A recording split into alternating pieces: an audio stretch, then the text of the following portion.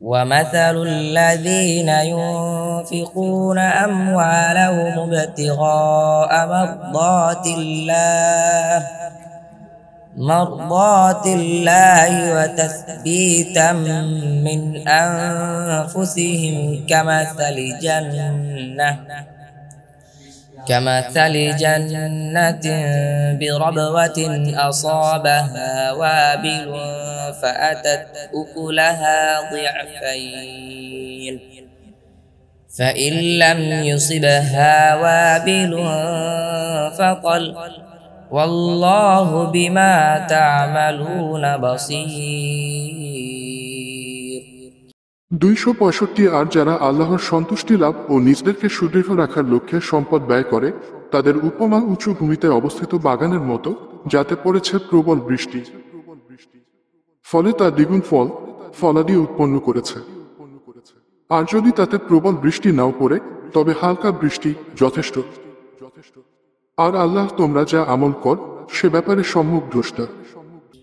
أيود أحدكم أن تكون له جنة من نخيل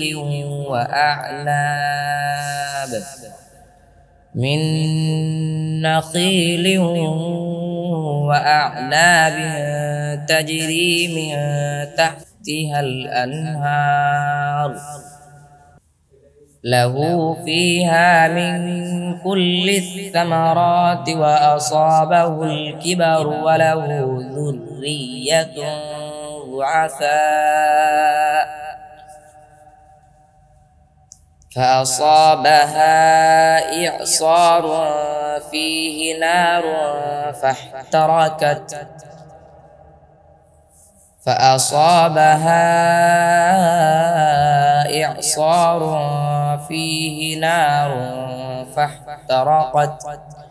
كذلك يبين الله لكم الآيات لعلكم تتفكرون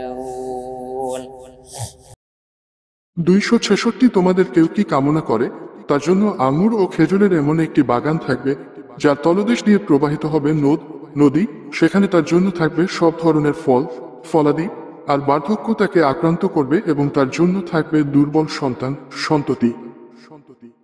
অতঃপর বাগানটিতে আঘাত হানল ঘূর্ণিঝড় যাতে রয়েছে আগুন, ফলে সেটি জ্বলে গেল। এভাবেই আল্লাহ তোমাদের জন্য আয়াতসমূহ বিশদভাবে বর্ণনা করেন যাতে তোমরা চিন্তা করো।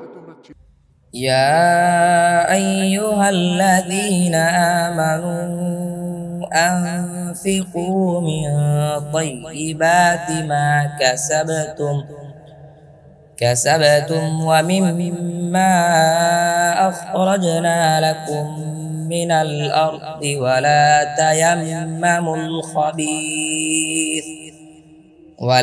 تيمموا الخبيث منه تنفقوا ولستم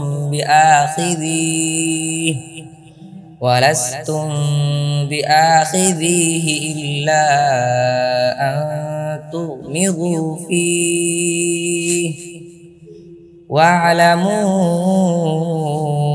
أن الله غني حميد 267 হে মুমিনগণ, তোমরা ব্যয় কর উত্তম বস্তু, তোমরা যা অর্জন করেছ এবং আমি জমিন থেকে তোমাদের জন্য যা উৎপন্ন করেছি তা থেকে, এবং নিকৃষ্ট বস্তুর ইচ্ছা করো না যে তা থেকে তোমরা ব্যয় করবে, অথচ চোখ বন্ধ করা ছাড়া যা তোমরা গ্রহণ করো না। আর জেনে রাখো, নিশ্চয় আল্লাহ অভাবমুক্ত, সপ্রশংসিত।